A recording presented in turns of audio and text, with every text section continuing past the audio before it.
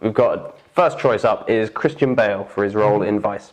Now, as I said just now, I didn't think Vice was very likely to win the Oscar for its lack of sort of depth as a film. But Christian Bale is definitely going to be a front runner for the Oscar for his performance. He almost never isn't because he's Christian Bale and he's amazing. He's in love with Christian Bale. I am in love with Christian Bale. I've been in love with him ever since American Psycho. I think he's fantastic. He's one of my favorite actors, so I'm totally biased. But he's already won 2 Oscar nominations. If he wins a third, he'll be joint with Daniel Day-Lewis for the most Oscars ever won by a man in Best Actor category. I should say, because some people have won loads. So it's a really good performance again from Bale. It's like chameleon-like, his total transformation, because he disappears into his roles completely. He's a method actor, so he stays in character the entire time on set, and so he would have been as Cheney the whole time with his, doing that sort of thing. And it's amazing to see him. And the just proof of how great he is I showed my friend the trailer, and he went, "Where's Christian Bale in this film?" I was like, "That's Christian Bale." He's like, "Oh, no way!" Yeah, aesthetics, but it's more than that. It's the entire personality. There's not like an inch of Christian Bale in that person. That's how chubby, right? He's chubby, yeah. Oh, he puts on a lot of weight. Yeah, he's fat. And the hair. Yeah. So it's a great performance. Will he win? I think he's got a strong possibility, though it is possible the lack of character depth, as I mentioned, will cost him the Oscar. Not really his fault, the fault of the scriptwriters of the film. So I think... You really love Christian so much. I do. You haven't found no fault in him? The fault is not his fault. No. Has he ever not been anything besides amazing? I don't think. Yeah, I mean, we all know he's amazing, but, Anyway. A little bit. Little bit. Anyway, I'm going to give it a 4-star chance of winning the Oscar. So he's definitely going to be one of the front runners. Okay. On to the next person. We've got Bradley Cooper being nominated for his turn in A Star Is Born. I thought he was really good. I thought this is probably his sort of career best performance, really. I think he gave a good performance. I mean, we all will agree with this. His performance was superb. I think he got really in touch with his emotions in this it was very human, very nuanced, showing like just when he's like slumped over in his chair, just drunk, total. It just shows the total addiction to alcohol. I think the second half of the film is really deep into that. Personally, I don't know if he might win, but...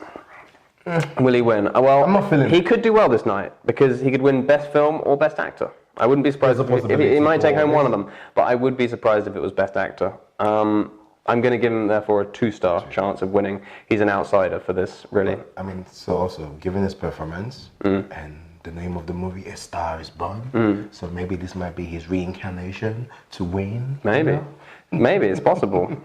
I just don't think he's got the sort of role that'll do it, in this instance. Also, he was snubbed for Best Director, which was an interesting snub, which people have been talking about. So definitely he's going to win something. Well, no, I mean he wasn't nominated for Best Director. Oh. Yeah, which was surprising. So good Cheney. So we'll see. Anyway, on to the next actor, Willem Dafoe for At Eternity's Gate, which is a Vincent van Gogh biography about his final years living in the south of France. Yeah. It was a nice film, slow, meditative, quite human. Some of it's shot in sort of handheld camera to make it seem almost real. Beautiful cinematography of the south of France, really nice. His performance is very nuanced and very human. So it was nice. And Defoe really captured Van Gogh well. I mean, how we think he might have been. He really immersed himself into the artist's life. He learned to paint. He read his letters, and he even shot on location in the actual landscapes where Van Gogh was when he was getting old. So did they shoot so it was really when he was in the hospital? With the ear.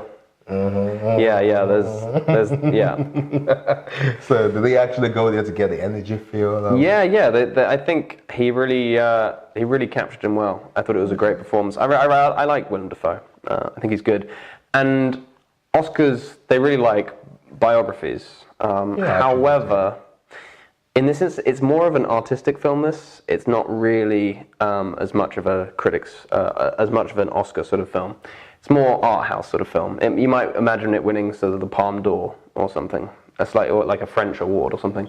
I don't think he's going to win the Oscar. I'll be honest, because it's just not that sort of film. It's just not that sort of performance that the Oscars go for. Well, given the fact that he is retelling the story of an iconic. And they love those. Exactly. But so these are the things. Yeah, it's possible. But obviously there are 2 other big biop challenges this year.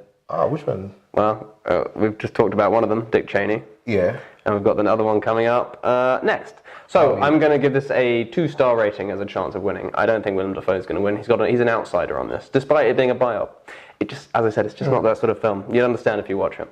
So, on to one of the next favourites, besides Christian Bale, which is Rami Malek for Bohemian Rhapsody. And as I said, this is the 3rd biop of a famous person. You're right there. Excited about the Queen.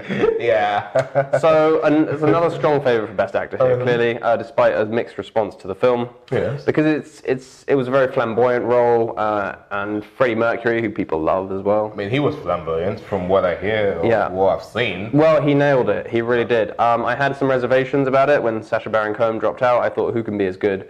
But Rami is really great. I mean, he might have even been better than Sacha Cohen. I think he said he had a friend that used to tell him he looks like Queen. He does look like Freddie a lot. That's the thing. Whereas Rami it was hard to imagine at first how he would look like him, but he gets the whole and the whole sort of the jawline. Oh yes, darling.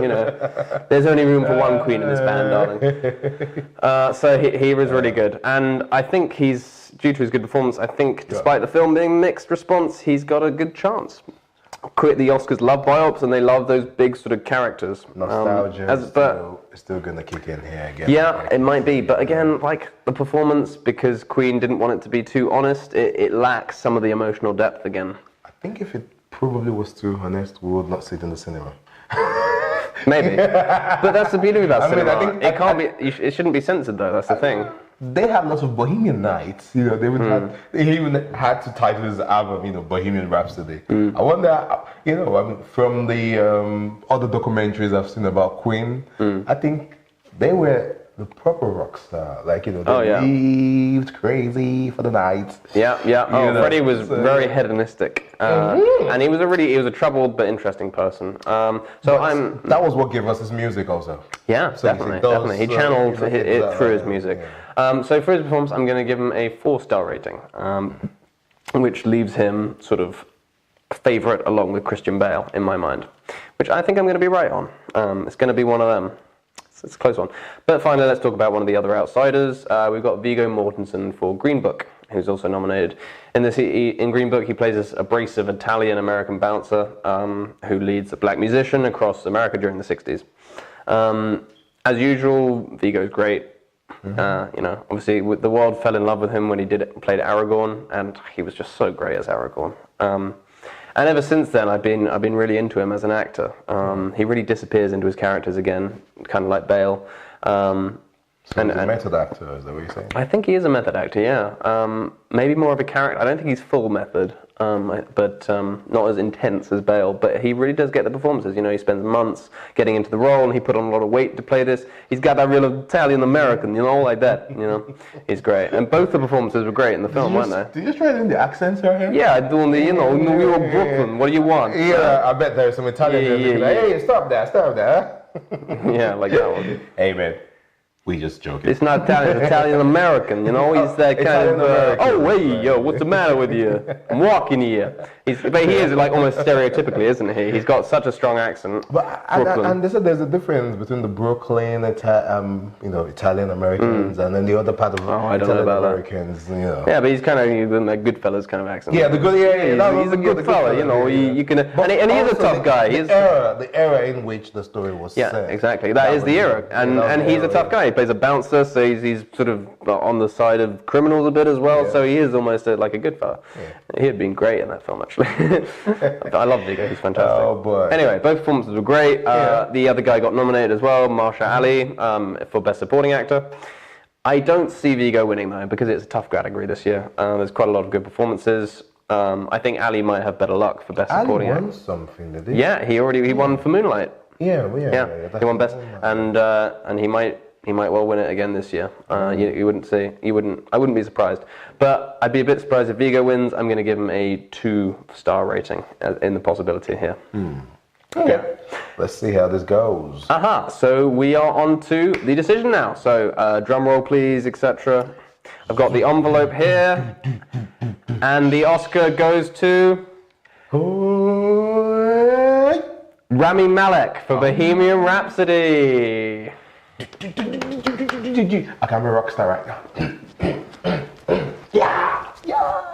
All right. Okay, so I bet Queen is in the Yeah. So I'm going to give it to Rami, and then after that, Christian Bale, Viggo Mortensen, Willem Dafoe, and Bradley Cooper. In that order.